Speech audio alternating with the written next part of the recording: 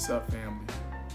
We stand before a tapestry of scripture woven across centuries, a tapestry that stretches from the royal promises of David through the prophetic visions of Isaiah into the poetic declarations of the Psalms and finally burst into full color in the Gospel of John.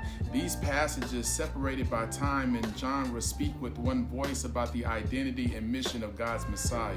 Isaiah 52 announces how beautiful upon the mountains are the feet of the one who brings good news. This is not merely a poetic image. It is a proclamation of divine intervention. The messenger comes running, breathless with joy, declaring that God's reign, that salvation has arrived, and that all the ends of the earth will see the arm of the Lord revealed.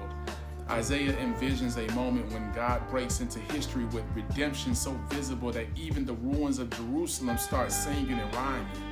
But Isaiah does not leave this good news undefined. Early in Isaiah chapter 9, he tells us what this salvation looks like. A child, a son given to us, a light dawning in Galilee, a ruler whose authority grows without end, one who bears divine titles, Wonderful Counselor, Mighty God, Everlasting Father, Prince of Peace. Isaiah's good news is not abstract, it's concrete and pictured in a royal figure who brings justice, peace, and the very reign and presence of God. To understand this royal figure, we must go back further to 2 Samuel chapter 7, where God makes a covenant with David. There, God promises that David's offspring will sit on an everlasting throne, that God will be his father and he will be God's son, one of the seedbeds of the Messianic hope. Isaiah's expectation of a coming king is not wishful thinking. It is rooted in God's sworn promise to David. The Messiah would be the son of David, a king whose kingdom would never end. The Psalms takes this promise and gives it voice. Psalm 110 opens with a divine decree. Yahweh says to the king, "Sit at my right hand till I make your enemies your footstool." This is no ordinary king. He is invited into God's own throne room, sharing in divine authority, ruling in the midst of his enemies, and serving as a priest forever. Psalm 110 stretches the Davidic promise beyond earthly monarchy into heavenly dominion. Psalm 2 echoes the same theme. The nations rage, the kings of the earth resist, but God laughs and declares, "I have installed my king on Zion." This king is God's son, the one to whom the nations belong as an inheritance. The psalm ends with a call to kiss the son, to take refuge in him, for his reign is both just and unshakable.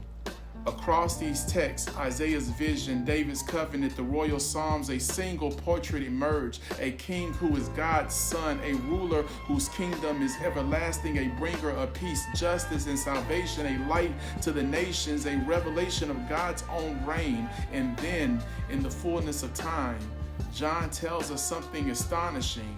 The God who promised, the God who spoke through the prophets and poets, the God who swore an oath to David, this God gave his son. For God so loved the world that he gave his only son, that whoever believes in him should not perish, but have everlasting life. John 3:16 is not an isolated verse. It is the crescendo of the entire biblical narrative. The son given in Isaiah 9 is the son given in John 3. The king of Psalm 2 is the beloved son sent for the salvation of the world. The Lord at God's right hand in Psalm 110 is the one who brings good news in Isaiah 52. The heir of David's throne in 2 Samuel 7 is the one lifted up so that all who look to him may live. In Messiah Yeshua, the promises are united. The kingdom arrives, the light dawns, the good news runs across the mountains, and the love of God is made visible to all nations. This is the story the scripture tells, a story of a God who keeps it 100 and delivers on his promises, a God who reigns through the Son who saves, a God who loves, whose love is not distant but incarnate. May we, like the watchmen in Isaiah, lift our voices with joy. May we, like the nations in Psalm 2, take refuge in the Son. And may we appreciate God's love to the world as written in John 3:16 and trust in the Son.